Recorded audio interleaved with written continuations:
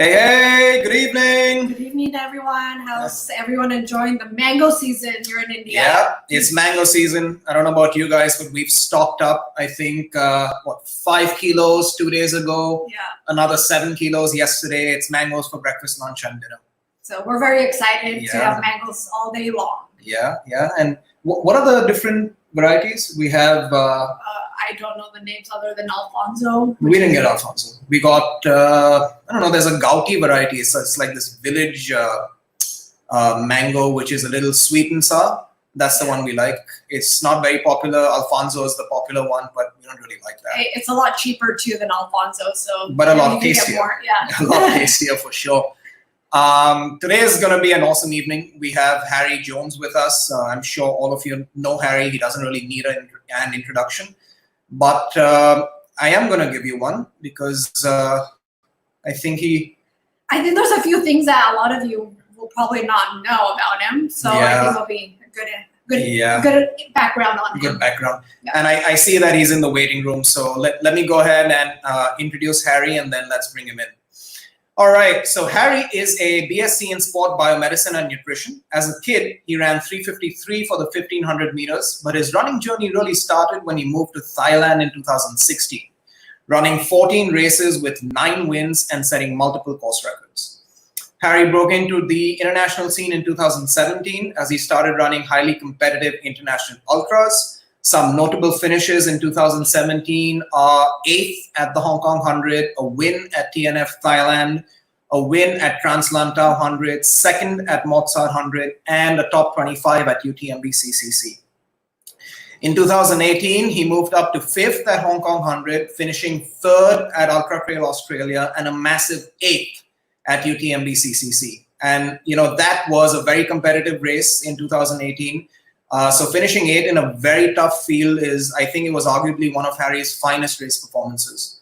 Moving on to 2019, it was, of course, his performances just got better and better. He got a podium, finishing 3rd at Taravera, 4th at Peñagolosa, 7th at Lavaredo, and a massive 15th at his 100-mile debut at none other than the UTMB. He started 2020 with a bang, finishing 4th at Gran Canaria. Harry trains and races as a vegan on a plant-based diet. He is also a coach, and he also runs a successful YouTube channel as well as his coaching business. He is a professional trail runner for Hoka, Camelback, Coros, Naked, and of course Unived. He lives in the UK with his partner Louise. Wow. That is an impressive. Yeah. That was an ultra marathon of an introduction. Welcome, Harry. Brilliant, guys. Yeah, thanks. I think we could just end the conversation there. You've talked me out a lot, so I'm happy with that. Wow. Yeah. Well, the last 2 years have been amazing for you. Yeah, it's been pretty busy. Definitely, juggling a few balls, but definitely put my name into a lot of races and gave it a good go, and it's gone really well. A lot of lessons learned, but it's been a lot of fun, and I'm glad that I've had so many amazing opportunities over these past few years, because this one is obviously a bit quieter for a lot of us. So it's good to be able to think back on those memories now to help stay motivated into the future. Yeah, of course. How's things going in the UK? I know you just moved back, and of course, there's a lockdown. So how are you managing, and how's the overall mood and the environment? Yeah, today it's a beautiful day out. So we've actually had some really great weather recently, which I think has helped people's spirits a lot. I think in terms of numbers, it's not great. Obviously, a lot of people are struggling right now. And I think we all share the same concerns across the world in terms of the economy, people's jobs, and those kind of situations. We've not had as strict a lockdown as a lot of other countries in some regards. We've been able to leave our homes once a day for exercise. I think that's the recommendation still. So that has meant that, if you're a runner, that you can theoretically go out and run still and exercise. So I think for a lot of people, that's been fantastic. Obviously, as long as you're social distancing and being sensible with that. But for myself, at least, we have only a small place. We don't have a garden. So I've been spending that once a day with Louise. We've been going out for nice walks, just to make sure we're both kind of having that time together and being sensible at the same time. And just walk in some quiet areas to get out there and remember what's important right now, which is obviously everyone just trying to stay in the level-headed mood, I guess. Yeah. And then I see that you've been training in your, is it your basement or is it a garage? Yeah, so very lucky. Got a garage underneath the kind of small house that we have here. So I had a bike trainer over the winter because it was wet and it was miserable winter as expected in the UK. So I've always loved cycling. That's part of my training, but I always struggle as soon as it's cold and it's wet. I never enjoy getting out on a bicycle. So having the bike trainer in the garage has been an amazing addition over the winter. And then obviously, naturally, I was using it a lot more now in this period with what we're up against. But actually very fortunate a few weeks ago to get hold of a treadmill. So I kind of invested like a lot of us runners did. I know that you guys have as well. In a treadmill, which after I think up until getting it, I think it had been probably 5 weeks and I hadn't ran at all. So it was amazing to get that. Like I said, I could have the option to go outside and run, but it was something I was looking into anyway for the future into the winter months, and to be able to get a bit more running in there, even if in the kind of dire conditions that we can have. But yeah, it's been great to have that addition too, and it's actually finding an enjoyable experience in the sense that mentally you have to obviously develop another level of running, I guess. It's so different to running on trails like we do. We kind of spoil ourselves having these amazing environments where you kind of lose track of time and distance and everything else because you're just enjoying the experience fully. Whereas if you're used to that and then getting on the treadmill, it's very much a mental game, which is something else to overcome and another kind of training element to work on, I guess. Yeah, the joys and challenges of a treadmill, I guess. We'll get to that, but when I was sort of writing your bio, and then I was doing the research and I saw that 353 for 1500 meters. How old were you, and how much of your running success do you sort of credit to your exploits as a kid? Because obviously you were running as a kid. Yeah, sure. So I think I was 18 or 19 when I must have been 18, I guess, when I did that 353. I definitely credit a lot of kind of where I've come along in the ultra journey to that background in middle distance running. Between kind of finishing on the track and then I think getting back into the running shoes, as you mentioned there, where in Thailand where I started running on the trails, I think that was a span of maybe 5 years or so, or 7 years without doing any races. So it was quite a time frame.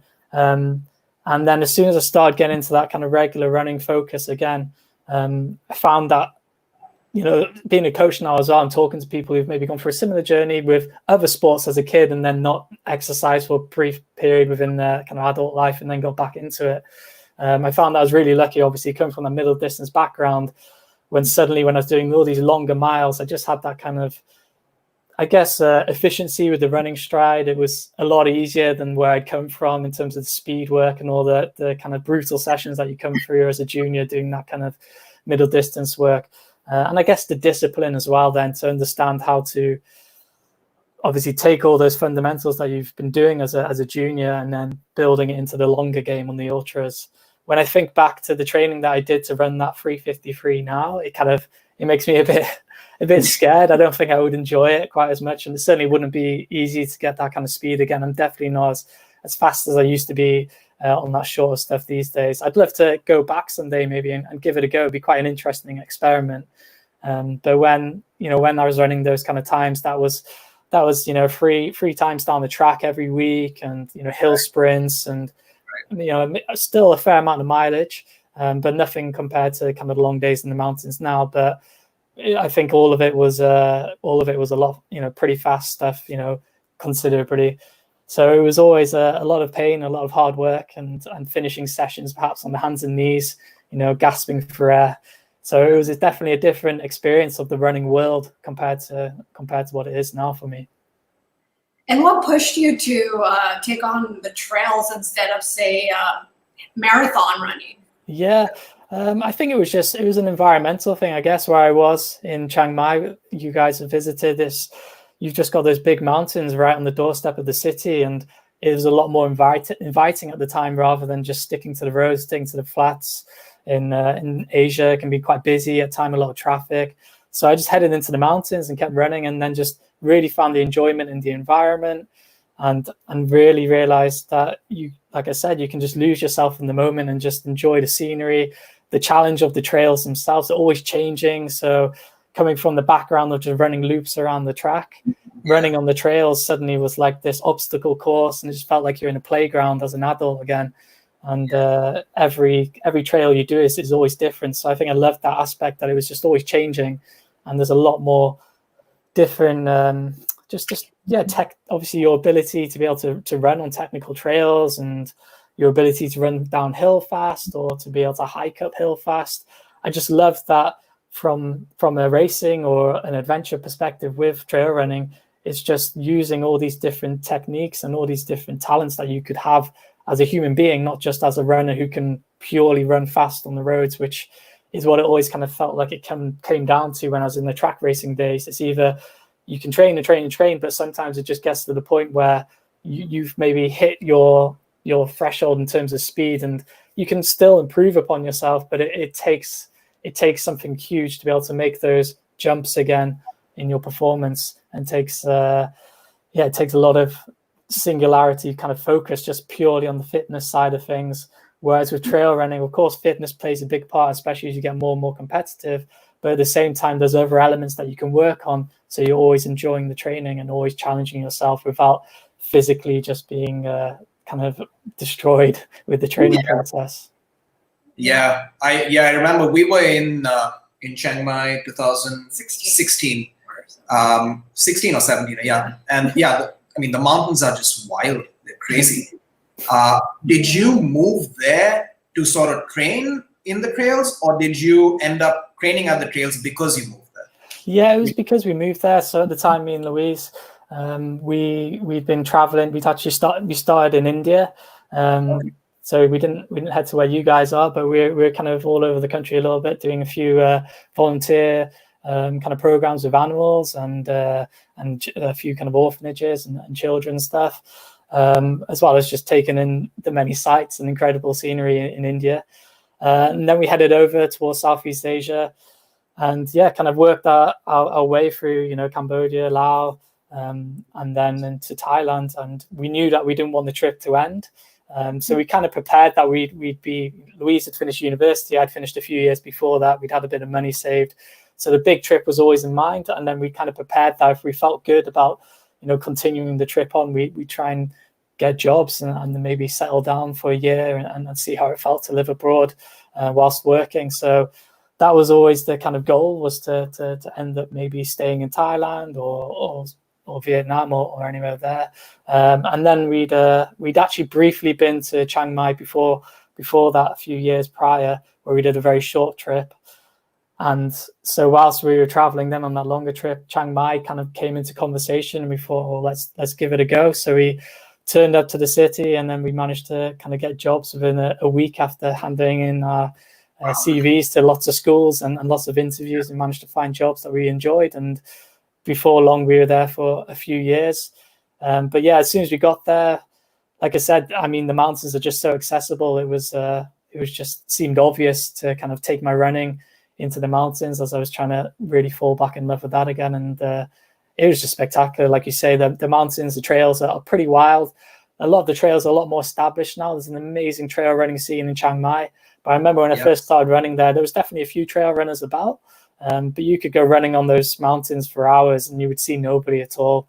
And there'd be a bit of bushwhacking, a bit of wishing you had a machete perhaps at times. But it's always fun because you can kind of head up the mountain and then discover a small little village in the hills there, or you can climb, right to the summit of Doi Puri, which is the highest mountain there in that kind of Chiang Mai range. And then if you're looking out kind of west from there, you're looking out all the way over to kind of Myanmar, and it just keeps going and going. It's incredible. Yeah. I think you were there for about maybe 5 or 6 years. It just went fast. In that time, of course, you traveled across Asia, you were racing across Asia, you were racing on the ATM calendar as well. And then you've raced a ton across Europe.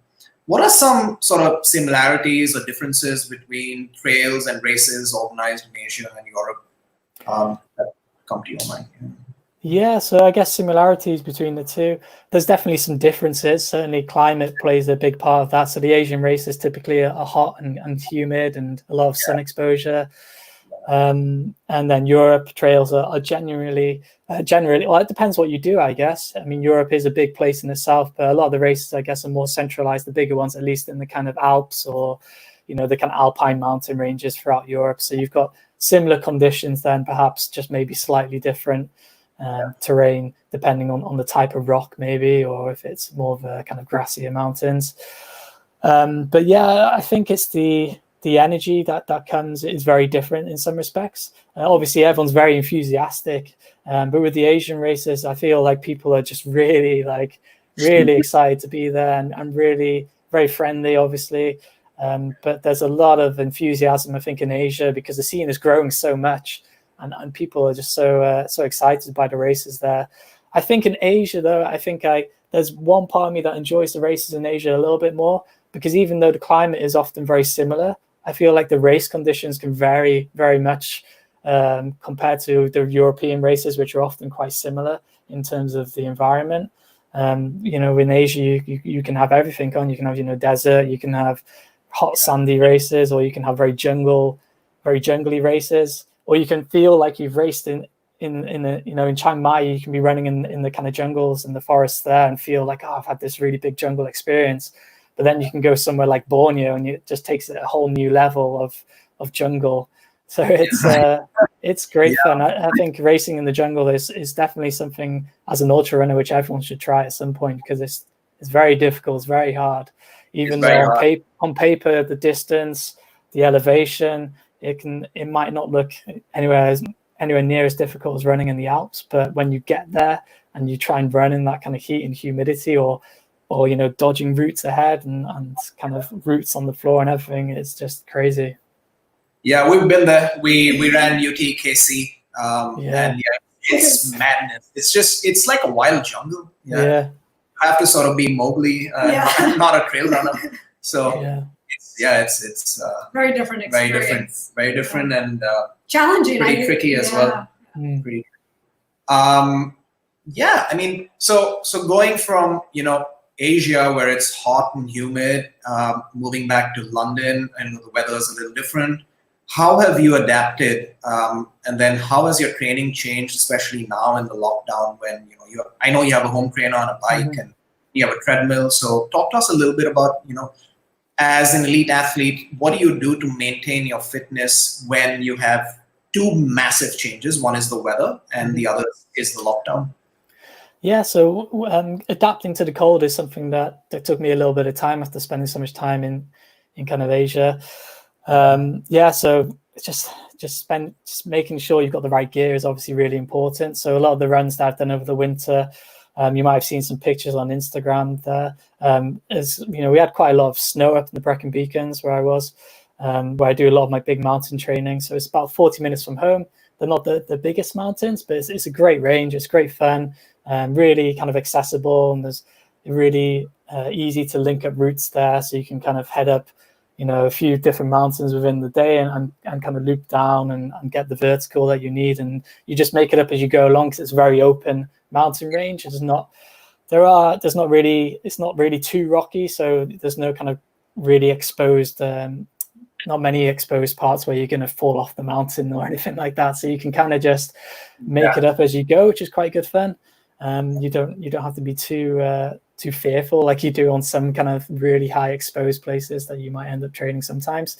So it's getting used to that kind of snow, that kind of ice and that cold wind and the rain was something that I really struggled with at the beginning of the winter. But it was actually quite an interesting process. As the winter kind of progressed and things got even colder, I just found myself naturally, I guess the body just adapted and the blood was suddenly I was going out on runs and I could feel my feet. I was having, stripping off layers, even though it was colder than it was the week before. So I think that was just a natural process of the body adapting after you get used to that kind of exposure. And I think it's, again, like anything, it's just letting yourself be cold sometimes, obviously within a safe limit, but it's just like heat adaptation. You just kind of have to put yourself through a few tough weeks and then you will adapt to that process. It isn't easy though. I feel like adapting to the heat for myself is a lot easier than adapting to the cold. But maybe as runners, we're a bit smaller than most people, so I guess that's probably something to do with it too. But yeah, within this lockdown period, it has been difficult to adapt. That was your other question, to adapt to the training. I think it's the same for all of us. We've all had our kind of trials, and I think, mentally it's probably been difficult for a lot of people more than anything, as we're used to kind of being able to just have the freedom to explore on our 2 feet as much as we want. So that has been challenging. I think really it's been about learning that kind of patience, that this is a process that we're all going through. And although we've got our running goals, they're not, maybe not, they don't mean as much as the kind of global safety of everyone right now, I guess. But I think a lot of us have learned to maybe use little space that we do have, if that's within our homes or if we're confined to running loops around our houses, our gardens, our backyards, whatever it is, that you don't need a big space to get a big workout in if you're being creative and you've got the drive and passion to do it. I've read a few books over the years about kind of people serving time in prison, or, I'm sure we've seen those programs of people serving time in prison or films, that people, if they want to stay fit, they want to stay healthy, they can do it in very confined spaces if you're being creative and you've got the drive and the passion to do it. And I think after the initial kind of rules were set in place for a lot of us, we've all found those creative ways to do it. So whether that's doing circuit training at home or, running on the spot, skipping, hiking up and down staircases, I think that's something that a lot of people must have learned out of this is just how to manage yourself and how to get the most out of yourself without needing the big spaces to do it. Yeah, I mean, it's been interesting for us because, we didn't have a treadmill. We got it maybe, I think, 10 days after the lockdown started. And then I tried running indoors. I think I did a 5K in a 50-meter loop, and it was just crazy. The gate is all over the place. You don't feel like you're in good form. You feel like you're going to get injured. So that is challenging, but I know a lot of people, especially in India, we live in apartment buildings. So there's tons of staircases. And I know a lot of people are running up and down the staircase. There was actually a question that came in on Instagram via DM, since today's topic is, how do you train during a lockdown? The question was, if I'm running for 30 minutes up and down a staircase, is that as good, or is that going to sort of, replicate or give my body the same sort of workout as a 30-minute interval run or 400-meter repeats for 20 minutes? Yeah, so I think those are going to be two very different things. I mean, it depends on the intensity that you're going at. So perhaps a useful tool that people who are considering that as a, if they are getting as much value from running up and down the stairs as perhaps doing an interval session, is to keep an eye on their heart rate. So whether they've got, the heart rate sensor on their watch or a strap they can use that connects to the phone, that's going to be the most valuable tool you can do there. So thinking about your heart rate training, it's a good idea. So if you've got this access to the stairs, I guess it depends if there's anyone else on the staircase or not, if you're the only one running them. So if you are only able to run that 30 minutes on your staircase inside your apartment building, but you have to maybe be a bit cautious because of the people around you, do that 30 minutes. It's probably going to be a decent effort because you're going uphill, going up the stairs, I guess, and then you're coming down them. But you'll notice that your heart rate will likely be increasing as you're going up and then maybe decreasing on the way down. But if you are having to be cautious of other people around, you probably won't get up into those kind of higher levels as an interval session as you might do if you're doing shorter intervals. But if you've got the whole staircase to yourself and you can let it rip and go crazy on the stairs, then you can think about going hard on up those stairs. You can go pretty hard then. So you could think about maybe doing a kind of interval style session on the stairs. So maybe that could be 10 by 1 minute hard up the stairs, and then you're running back to your start place then for your recovery, so letting the heart rate drop and then going hard up again and down. So by breaking it up into those kind of interval sets, that could be a way to get the similar effect, at least for your heart rate and your lungs, as if you're outside. You maybe won't get quite so much of a speed element from it as you would by purely running on the flat, but what you will probably get and improve is your strength and your power in your legs, which will really help if you're doing any uphill races, but that will transfer to the flat very well. So when you get outside, you might actually feel like you've got more of a spring in your step because you're kind of doing like more of a plyometric kind of movement every time you're bounding up the stairs, as if you were just outside running hard on the flat. So I think that a few people, we've been seeing how creative some people have been within this whole training process. Once they can get out on the trails, I think a few people will be surprised by how much fitness they've either lost or how much fitness they've gained, because a lot of people maybe have had a little bit more time to train or to work on other aspects that maybe they don't get to work on quite as often as they usually do, whether that's strength training or yoga or flexibility into their program. Yeah, you mentioned strength training. That's something all of us can do at home. We don't need a treadmill. We don't need a home trainer. How important is strength training, especially for ultra runners? Yeah, I think for ultra runners, I think it varies from runner to runner. I think it's definitely important. If you're a runner who lives in the mountains and gets on the trails every day and can get a lot of vertical into their training, then maybe it's not quite as important, because you're getting that strength aspect into your training, going uphill, going downhill, or if you've got very technical trails, as long as you're not injured and you've got no kind of deficiencies there, then you're probably managing your strength input quite well. But definitely on the whole, I think for an ultra runner, you're looking to get through a race as far as you can without your form breaking down, without that kind of slump that we all get towards the end of a race. You don't want anything fatiguing, you don't want anything cramping. So strength training is vital. It can be very important for a lot of people, and like you said, it is accessible for all of us. If it's doing some squats, some lunges, doing something regular is going to be far more beneficial than doing nothing at all. I think a lot of people get put off strength training because they just anticipate that you need to go to the gym, you need to know exactly what you're doing, you need to lift these heavy weights, you need to do all these movements that look really impressive, but maybe they don't have the confidence to do that. Yeah, you don't need to do that. And I think a lot of people know and realize that now as well after what they've seen on social media these past few weeks or month, I guess. You don't need a lot of space, and you definitely don't need a lot of weight to be able to do a strength session. There's lots of different ways to work on your strength, and a lot of different strength sessions out there. A lot of times, maybe the movements between two people's recommended strength sessions will kind of interlock or overlap each other.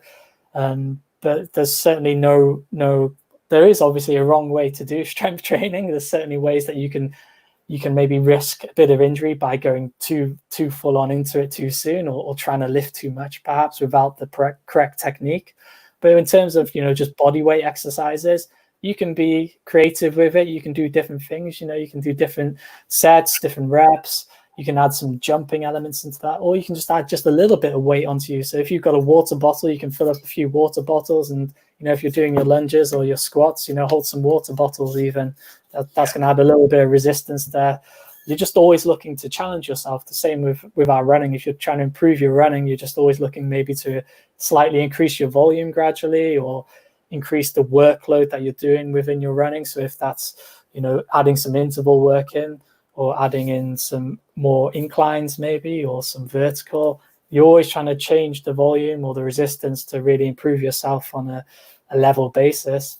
It's the same with strength training. So you might start week one of your strength training journey. You might not be able to do 30 squats in a row, but then you might be able to build that up over the weeks, increase the volume, or you might be able to add maybe a bit more of a jumping element into that training routine then, which obviously is increasing the force on the muscles and increasing the strength. I had a question. You spoke about, right now you spoke about strength training, but before you spoke about how you only had a home trainer at home before you got your treadmill recently. How are you using your home trainer for your training? What was your focus? What was your intent focusing on a home trainer? Yeah, so I've got a trainer for my bike, so it's a bicycle trainer. So been hooking that up to Zwift, which a lot of people are using now more than ever. But it actually works fantastically. If you're a cyclist, I think cyclists, if they're on lockdown right now, they're the guys who are going to lose the least fitness, and probably most are going to come out fitter than ever if they've got a home trainer, because it's with it being kind of if you've got a smart one as well that connects up to the program, then it will adjust the incline, it will adjust the power output that you've got to put, so it has an ergometer. ergometer, I can't even say it, not ergometer on there, which will make it harder for you to pedal. So you're trying to keep to that power goal, which is what cycling training is usually based on. So that's been something that I was pursuing before I got the treadmill, just for my own sanity, to really feel like I was developing my fitness, was kind of working through some training programs on the bicycle. So thinking about that side of things, the heart and the lungs, they don't know the difference. So when it comes to coming out of this, they'll be strong. Maybe the running legs might be taking a little bit of time to adapt, which they were since I've had the treadmill. It felt a bit strange to do those first runs again on the treadmill, and running 10K on the treadmill and then feeling like my calves had never run in their life before was an unusual sensation after so many years of running, which we probably all had at some point with injuries. But yeah, just if you've only got a bicycle trainer, or even if it's just an old spin bike maybe at your home that you've never really used or anything like that, you can just approach it in the same way that you could approach your running. So doing 80% of maybe your rides on that, or on the elliptical at that kind of aerobic heart rate, focusing on just getting the time in, getting that endurance in and building that up. And then maybe spending 1 or 2 sessions a week where you're working in some intervals on that bike. So that's what I was focused on, was putting a bit of interval work in on the bike. And so whether it was kind of VO2 max kind of style stuff, or some sprints, or focusing on that longer kind of threshold effort, it's just good fun way to kind of keep yourself sane, but to keep that fitness building. And as an ultra runner, I feel like cycling is a really good tool for any ultra runner who's looking to maximize their kind of training time without putting themselves at too much risk of overdoing it with the running, which is easy to do when we're doing high mileage weeks leading up to a race. So what I often do, will jump on the bike, because it means I can get 2 hours of cycling in. My legs might feel a bit fatigued from the cycling process, but I'm not getting that impact in that I would if maybe I was trying to add in 2 hours of running on top of what is already, 100-kilometer, 100-mile week of running, which is, already a lot of running training. Yeah, that was my question to you. Would you be cycling on any given week, irrespective of the lockdown? Is that something you do as a runner? Yeah. So from a time perspective, if I had the time within the week, so if I was doing a really big training week for myself leading into a goal race, typically that would be about 100 miles of running. Maybe I try and get to, with, if there's a lot of vertical in the race, I try and get to a similar perspective of that. So for a race like UTMB, 100-mile race, I try and get at least 100 mile of running in within the week, with 10,000 meters of climbing, because that's simulating what I'm going to be doing over the race. A little bit more would be great, but there would be a point where my body would feel like, that's enough. And you want to try and be consistent over those training weeks as well. You don't just want one standalone week where you've really hit the target and you've nailed it, and then the week after you're just exhausted and you've overreached and overdone it. So yeah, what I'll often do is add 1 or 2 bike rides in there, and that might just be a very easy recovery spin, just to keep the legs moving and just to focus on that recovery element, so that I can get the blood flowing around the body, get those nutrients where they need to be, and loosen off the muscles and everything else, and get outside and enjoy the fresh air without causing any further issues on the body, and giving it a chance to catch up.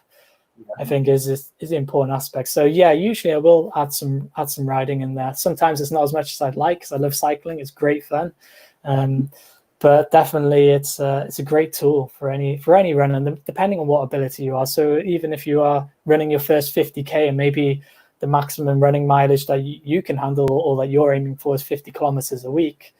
If you had, I'm sure maybe if you had the extra time there, you'd love to be able to add something else into your training. So you could add maybe 1 or 2 short 1-hour bike rides into your week. And then that's just that little bit more training that you've been able to add into the overall plan. And you're using muscles a little bit differently, but you're activating your glutes, you're activating your quads, your calves, as you would with running, but you're not getting that impact into the legs, into the body, into the feet, which allows you to feel good and feel refreshed after that ride. And have you always been cycling, or is that something you've added recently? Yeah, so my dad's quite a big cyclist. So he was always a good inspiration for me to be, into fitness and into my sports. So since he always has. So since I can remember, he's always cycled to and from work. So I think he would cycle at least 10 miles to work, 10 miles home, day in, day out. Sometimes a bit further depending on where he was working at the time. And he was a fireman, so he's very active lifestyle that he was always living. And then he'd always take me out on road rides as a kid, or mountain bike rides, or something like that. So since I was quite young, I was going out with my dad, and then those rides just got longer and longer. So I think when I was 16, I was doing a fair amount of cycling with him, and I go out of the cycling club in North Wales. I think we do maybe 50 or 60 miles on the weekends. So that felt like a big, well, it was a lot of volume at the time for me on top of my running training. But it was something that I just always enjoyed and always found that I felt my strongest with. And that's something that I carried through when I was working in Thailand. If I wasn't kind of running to or from the school when I was working as a teacher there, I'd be cycling to and from the school. I think it's obviously a great way of transport. So it's good for the environment, but it's great to be able to get that training in. And if you live in a busy city as well, often cycling is a lot faster to get around than any other public transport. Yeah, unfortunately, that's not an option in Bombay. I can understand. Yeah, I can understand. Yeah. No, but that's nice. It's nice that your maybe your connection to endurance sports is through your family, through your father. So that's always a very nice element and a nice connection. We have questions coming into the chat room, but before I get to them, I'm going to ask you a very common question that a lot of people ask us. Would you recommend strength training on your hard days, or would you recommend strength training on just an easy day or an off day? Yeah, so I think that is a good question. What I quite often subscribe to my athletes, if they've had maybe a harder session within the day, so maybe they've done an interval session, what I'll subscribe to them is to do some strength training straight after that before they do their cool down. So maybe they've done their harder intervals, they've done a few easy miles just to kind of shake off the legs. And then what I'll do is just give them a very short circuit. So it might only be 10 minutes or so of just kind of focusing on some lunges, some squats, maybe some step ups. What else would we do? Maybe some sort of kind of split squats. So obviously focusing on the legs. That's what I would have them do after one of those harder sessions. The legs are already been worked from the harder session, so we're not looking for anything super extreme. If we were thinking about adding in some sort of weight to that kind of strength work, then maybe we wouldn't be doing it after that kind of hard session. But if it's just been an interval session and just doing body weight stuff, I would recommend it straight after that kind of session then, because you're already super warmed up. So you're as warmed up as you're going to be, and you're already tired. So as an ultra runner or as a trail runner, you're getting the extra bit of strength into the legs then on fatigued legs. And you're really having to work for the form within those exercises to be controlled and to be engaged when you're already a little bit fatigued, which is simulating the effects and the time when we want the body to be able to stay strong. At the end of the race, when you're already tired, you want to be keeping that form and composure there. So that's something that I'd often suggest for those athletes. But yeah, I think it works both ways. It really depends on yourself and depends on how the training structures for you within your week. But what I like to do is keep my athletes' easy days proper easy, so they can really maximize the recovery there and make the most of it. Because if you're doing maybe your harder running days and then you've got an easy running day, but then you do a really hard strength session, then you've not really given your body the time to recover, and you're always just going to feel exhausted or sore, which isn't much fun at all for anyone. You don't want to be a runner who just consistently feels like they're exhausted and can't walk up a flight of stairs because of your running session or your strength session. Yeah. Thank you. Thanks for that answer. I'm going to get to some questions in the chat room. Pranay is here. Pranay says, could you please tell us about your nutrition towards training and races? And then being a vegan athlete, how do you manage everything? Yeah. Cool. Yeah. So, my nutrition towards training races. Yes, I'm a vegan athlete. And what that simply means, as you guys know, is just don't eat anything from an animal. So I think a lot of people feel that as a vegan athlete, it's really difficult. It's really hard. It definitely, maybe you need to think about it a little bit, but I wouldn't say you need to think about it any more than anyone else, because once you've been vegan for a while, you realize there's all these incredible foods that you can still eat, and that, meat, dairy, eggs, that's a very small portion of the actual foods available for us all to eat. So day to day, what I'll focus on, so it's easier it's easier for me to talk about a typical day for myself, maybe. So typically what I'd eat in the morning, you know, I'd have some oatmeal, some sort of kind of plant milk with that. So I like oat milk right now. So having oatmeal with oat milk sounds a bit strange, but it tastes amazing.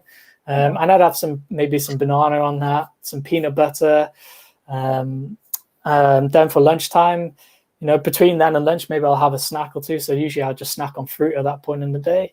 Lunchtime, I'll just whip up maybe a quick stir fry or something with some vegetables.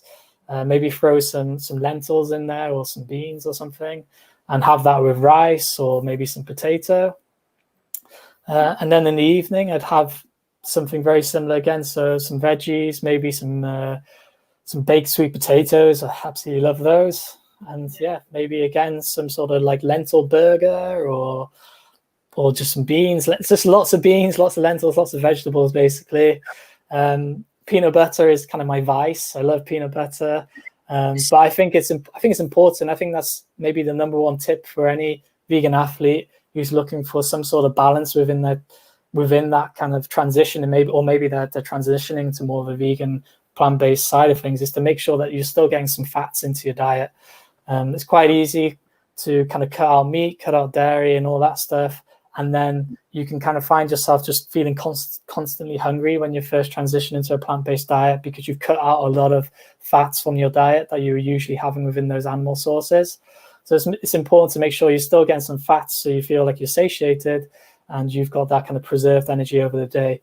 But mainly carbohydrate is the focus. So lots of carbohydrates. As an athlete, you want to be getting that energy in, and making sure you get some protein sources there. So beans, lentils, legumes are your main sources. But yeah, nuts, seeds, and there's so many amazing kind of plant-based meats as well available now. It's just incredible. So just making sure you're eating enough and eating often is the number one key, really, to make sure you have the energy. But for the way I eat compared to, you know, I guess the way a lot of normal people eat isn't that much different at all, really. Just no animal stuff. Yeah. Yeah, I think one of the things that you talked about was getting enough fat, and I think that's something that even us as vegans also, I think we sometimes neglect that, and it's not just doing it out of because we don't want to eat fat, but it's just something that we really think about. So we've also been eating a lot of peanut butter lately. A lot, way too much. Yeah. It's something that we're working on. I think incorporating good fat into our diet. So peanut butter, coconut milk, avocados. They're my main kind of sources of fats, I guess, or a few nuts and seeds within the day. And you don't have to go crazy for it. It's just making sure you're adding a little bit now and again, just to stay balanced, really, and just to make sure you are getting them in there for longevity. Yeah, just a small hack that we've started today is we've got a small cup and we fill this up with almonds and cashews in the morning, and then we make sure it's empty by the time it's evening. Oh, awesome. Yeah, that's cool. We just leave it in the center of the room or of the living room, and whenever we're walking past, just grab a few, and it's just an easy way. But also, thank you for mentioning that you eat rice, because I think that's another myth or misconception a lot of people have. Oh, rice is not for athletes. Yeah. Rice is amazing. Please don't shy away from rice, people. Yeah. Lots of rice. Yeah, I just last night even for dinner, I think we had rice and curry, and then there was rice left over because I'm terrible at measuring out rice. So then after the main meal, we had a plate full of rice essentially and a big curry. I was having rice with a bit of milk there and just finishing the rice. Yeah, you got to have plenty of that carbohydrates and to stay energized, to be able to put the training out there. Yeah, and you have pretty decent variety as well. There's red rice and black rice and of course basmati rice, so you can always mix it up, switch it up. What's your favorite meal? Like from everything that you've sort of given, what is something that this is my go-to meal that I just love? It would have to be baked sweet potatoes, and then just some kind of like I said, I usually will do kind of some kind of stir-fry vegetables or just like a kind of very simple curry with turmeric and coconut milk. Mm-hmm. So it would be baked sweet potatoes and then maybe some broccoli. It's a favorite of mine. mushrooms. I love mushrooms, and goodness me, maybe chickpeas or something like that in there as well. Just so super simple, but just sweet potatoes. Anything with sweet potatoes is amazing. Easy, simple enough. Yeah, really easy. I think that's it. Food preparation isn't the problem when going vegan. It's so easy because you can kind of be a little bit more carefree with it as long as you make sure you wash your vegetables and everything else. But compared to if you're cooking meat or anything like that, you obviously can make yourself really sick if you don't prepare those foods properly. You probably will make you sick over your lifetime, maybe if you eat too much of that stuff as well.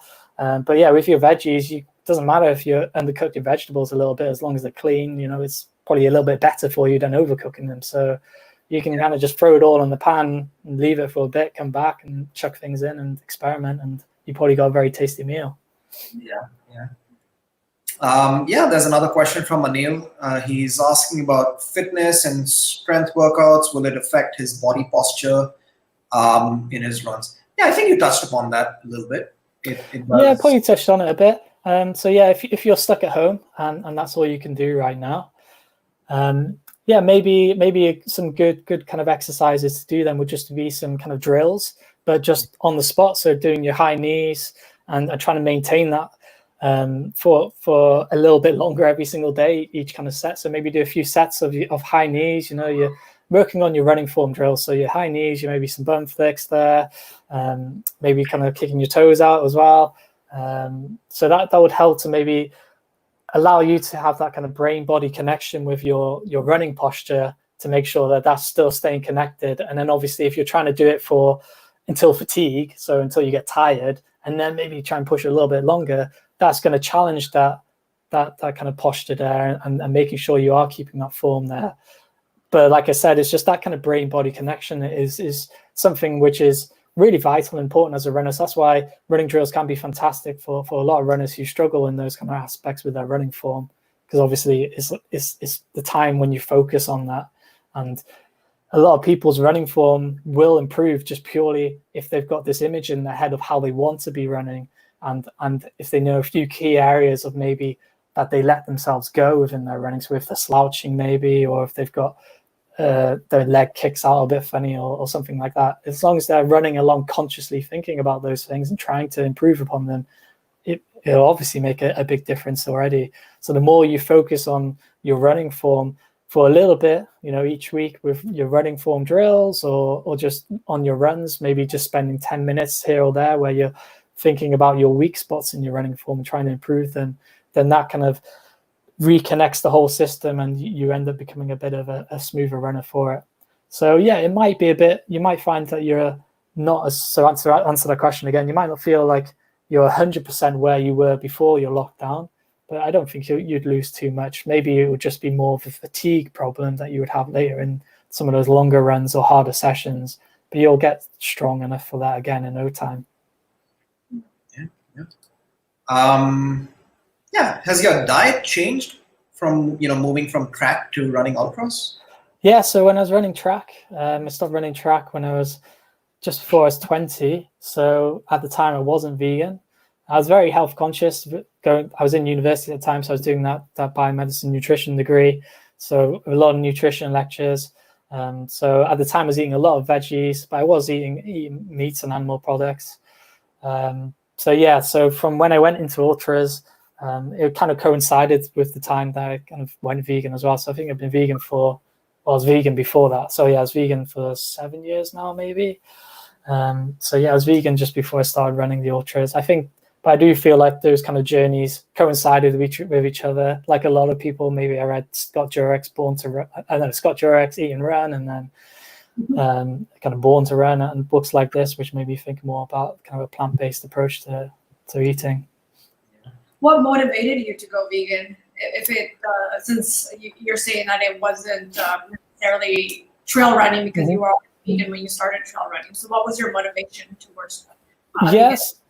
So it was a gradual process for sure. So my girlfriend Louise, when I met Louise, she was vegetarian. She'd been vegetarian since she was 10, I think, and that was a decision that she made purely on her own because of animals. Basically, she didn't want to eat animals anymore when she made that connection.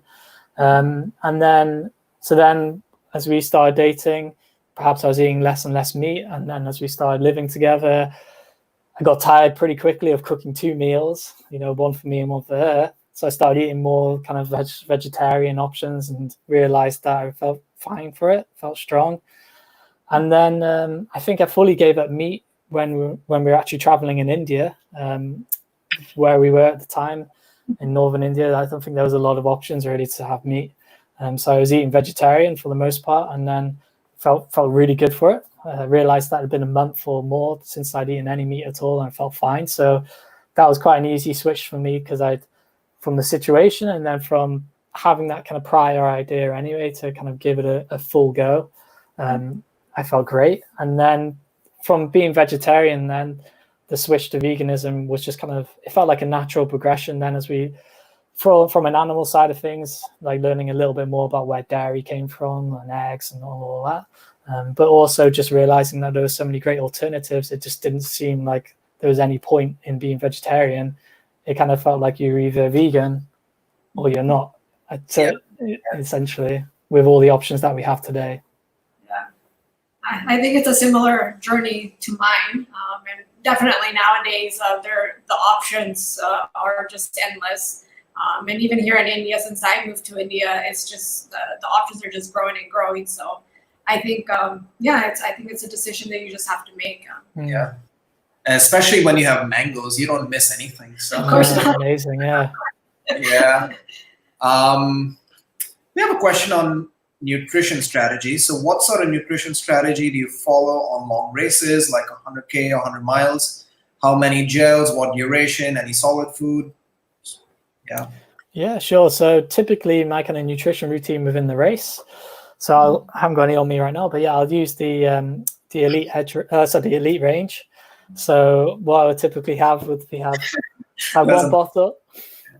I'll have a bottle with the elite drink mix in it. So that's 190 calories. So I'll always have one bottle full of that, one bottle with water, and then I'll have one gel an hour then at least with my liquids of the elite range. So typically then I'm getting around 380 calories an hour through a gel and through hydration. If it's not as hot as some races are, if it's a bit cooler, then maybe I'll just have two gels on that hour basis then. For 100 miles, what I found works a little bit better, because then for me anyway, I'm going over that kind of 12-hour mark then within the race. So I like to have a little bit more solid food. So I'll have the gels. So typically maybe 2 an hour or gel in the bottle. But I also have maybe some rice balls with me. So just really simple white rice, which I'll cook up the day before. It's not typically a ball for me because it just gets shoved in any old pockets, it's squished down. But what I'll do, I'll put it in little baggies, maybe put a little bit of avocado in there, a little bit of salt, and then it just kind of squishes in there. And then I'll kind of just shove that in my mouth at some point in the race. Just have something a little bit more solid, just keep the stomach happy throughout the race. But yeah, typically then, like I said, I'm having around 380 calories in the race, which is quite a lot, which is great for sustaining me throughout the longer races. And it works well. Yeah. And then I think there's one last question here from Anurag. He says, the way Jim Walmsley attempted the Olympic trials, if you had an opportunity, would you go back to road races? Yeah, I'd love to. It's something I really, really want to do. Just because I felt like I just basically made the jump from the track kind of specialist. I did do a bit of cross country, of course, when I was doing the track as well, and maybe 1 or 2 10K races seriously, but never really pursued the kind of in-between stages to my full potential. So I have done some road marathons, but it's always been as preparation towards the longer ultras. So, maybe I've put some good focus on speed, but there's always been those longer runs in the mountains on the weekend, which obviously are going to hinder that kind of full marathon pace over time. So I would love to be able to give a marathon my full go, but I don't think I'd ever be quite as dedicated as Jim was towards getting that kind of Olympic standard, because I don't think I would quite get it.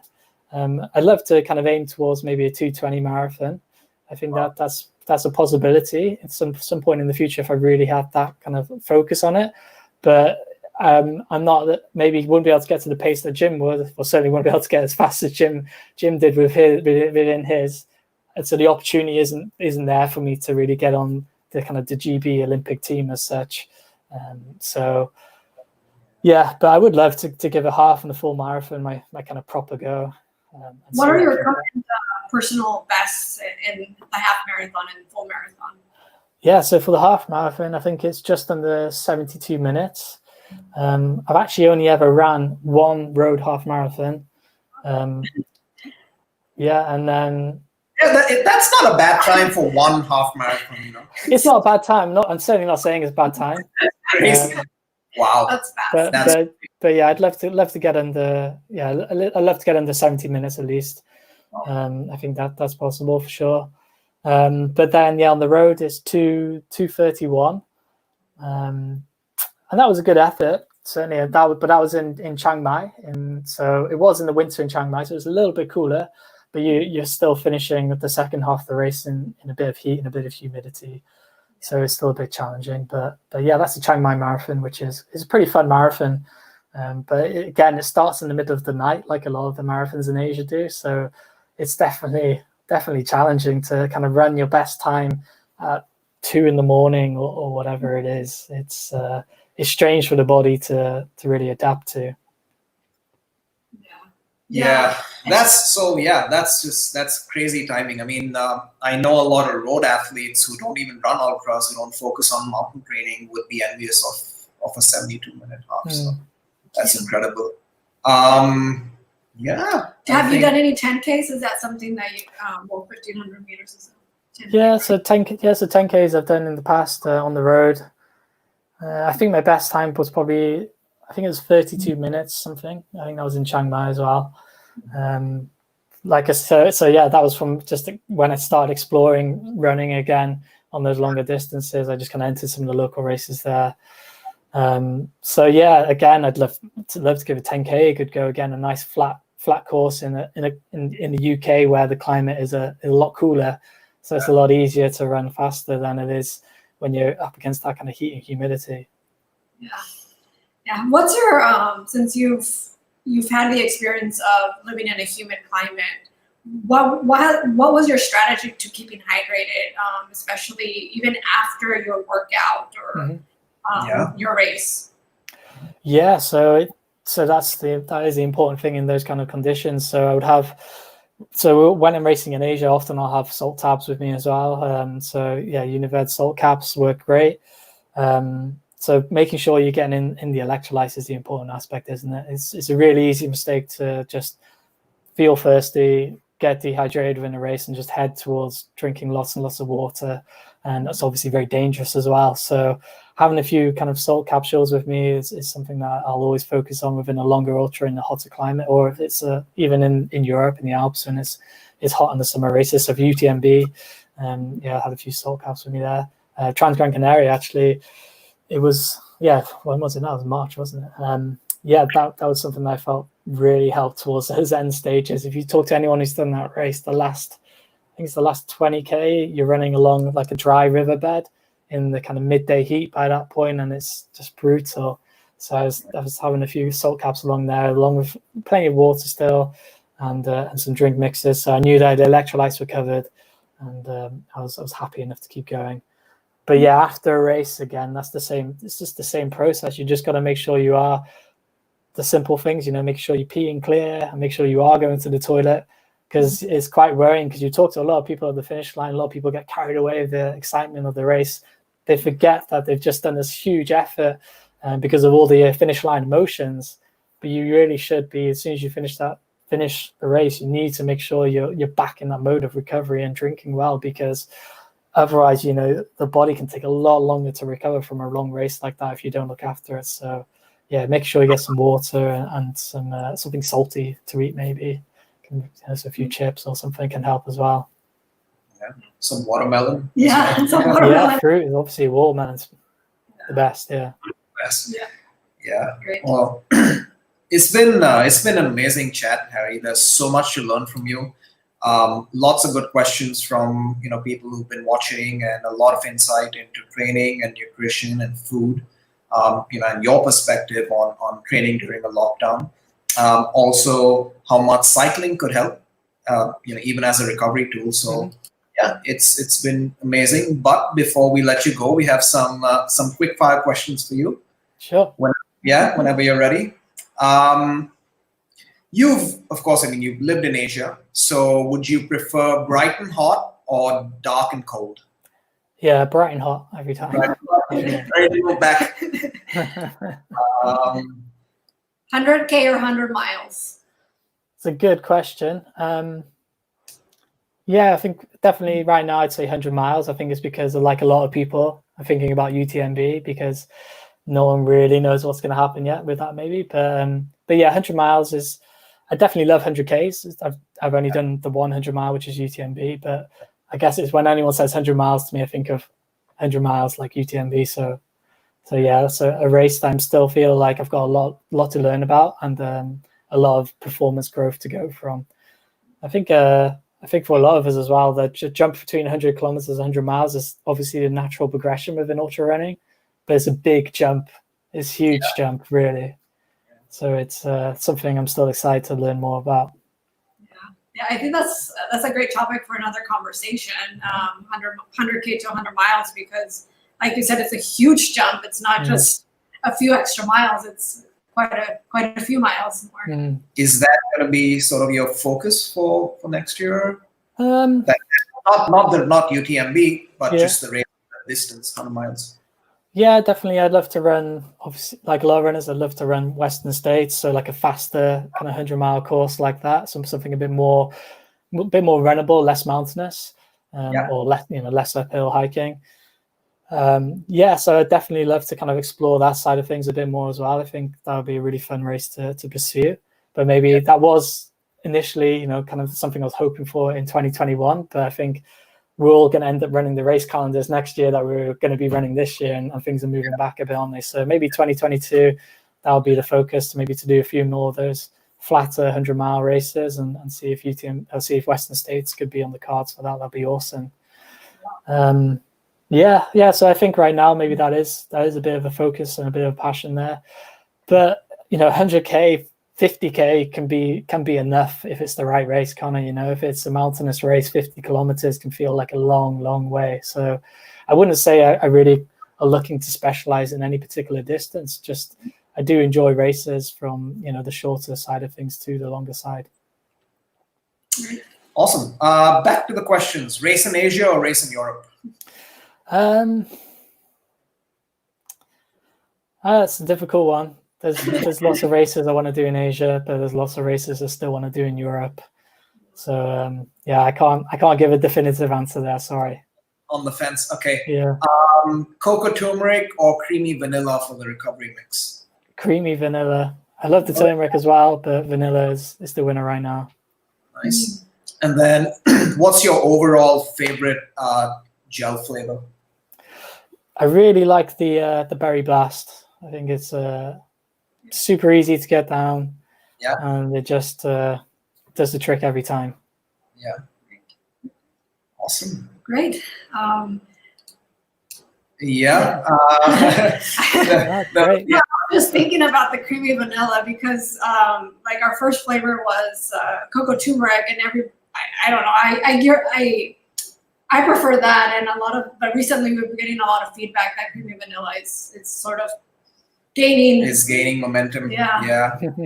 Yeah. We weren't sure when we brought that out. We're like, creamy vanilla, is it going to really work? But I think it's working. It's working.